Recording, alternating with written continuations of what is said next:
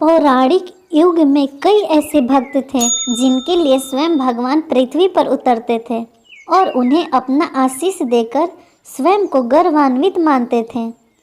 ऐसे ही एक भक्त थी सबरी। सबरी का असली नाम सरमना था। ये भील समुदाय की सबर जाति से संबंध रखती थी। इसी कारण कालांतर में उनका नाम सबरी हुआ। इनके पिता भीलों के मुखिया थे।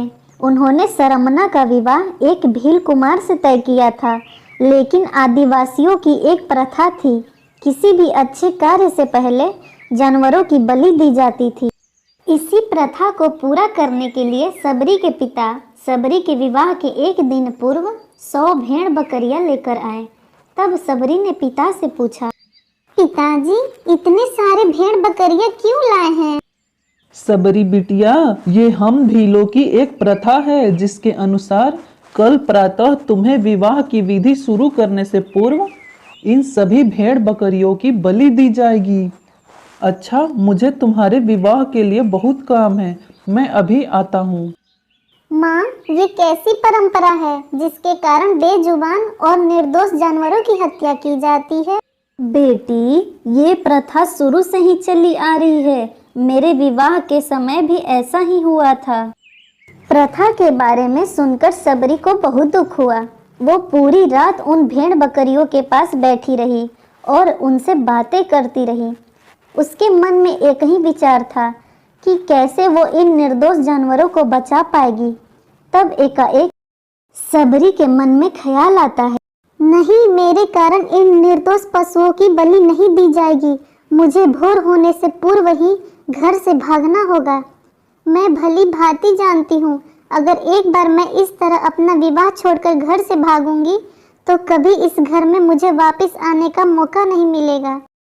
सबरी के माता पिता गहरी निद्रा में सो रहे थे।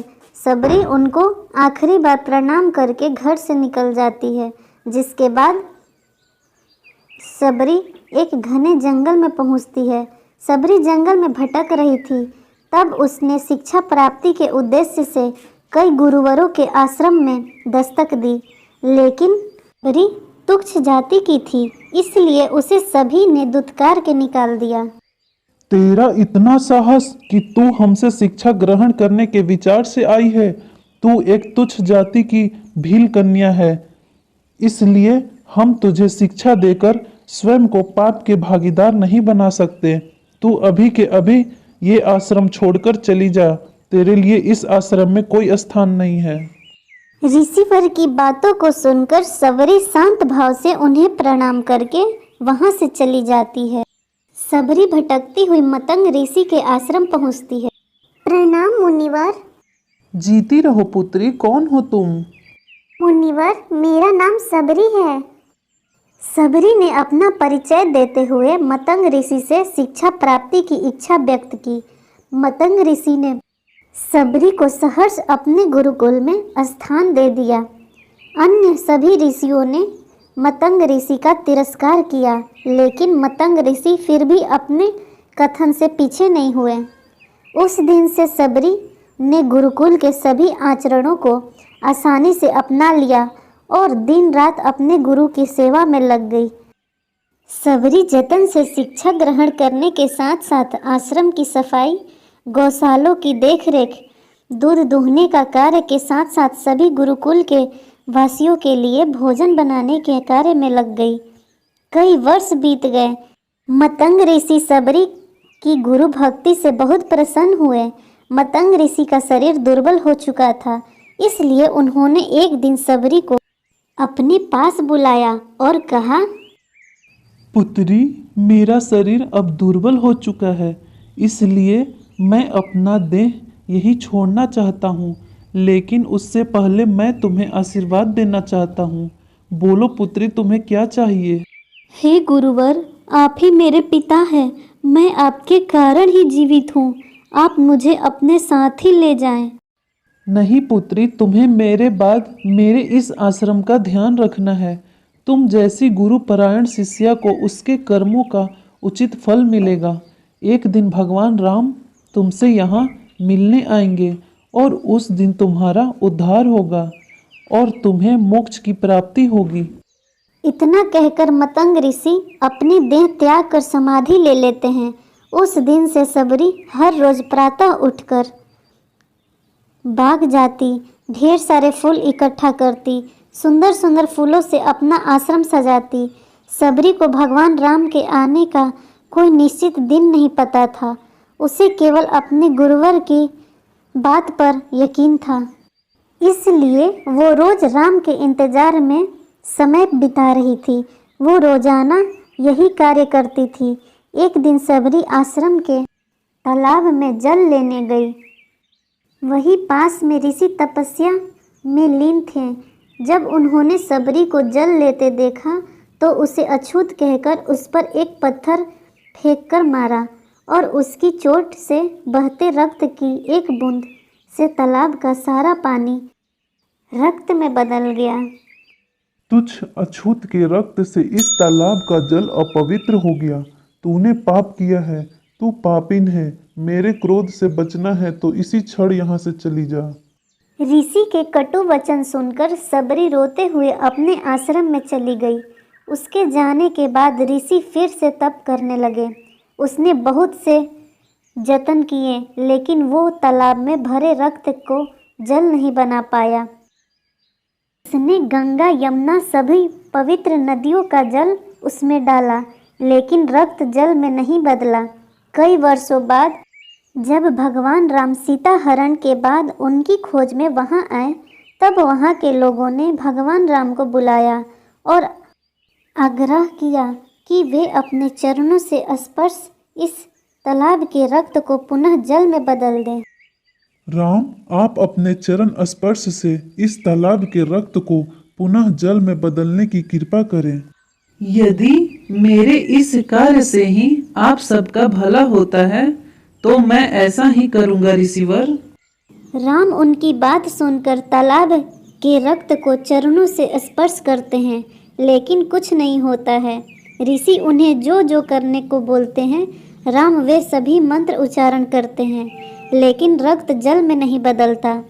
तब राम ऋषि से पूछते हैं, हे ऋषिवर, मुझे इस तालाब का इतिहास बताएं।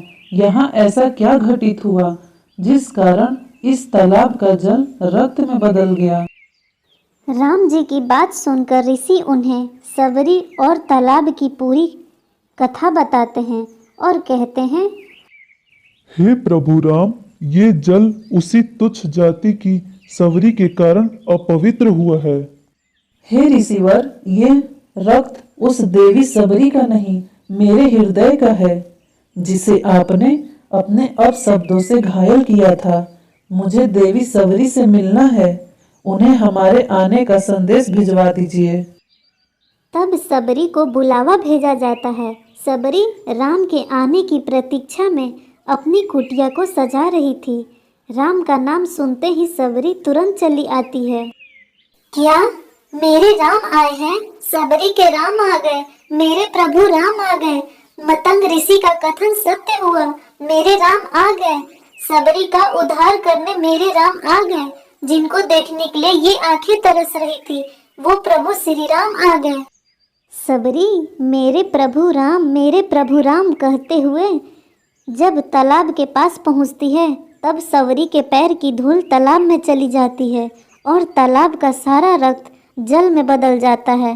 तब भगवान राम कहते हैं, देखिए ऋषिवर, आपके कहने पर मैंने सब किया, लेकिन ये रक्त भक्त सबरी के पैरों की धूल से जल में बदल गया।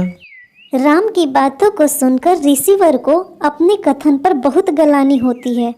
सबरी जैसे ही भगवान राम को देखती है, उनके चरणों को पकड़ लेती है और अपने साथ आश्रम लाती है। उस दिन भी सबरी रोज की तरह सुबह से अपना आश्रम फूलों से सजाती है और बाग से चख चख कर सबसे मीठे बेर अपने प्रभु राम के लिए चुनती है। वो पूरे उत्साह के साथ अपने प्रभु राम का स्वागत करती है और बड़े प्रेम से उन्हें अपने जूठे बेर परोसती है।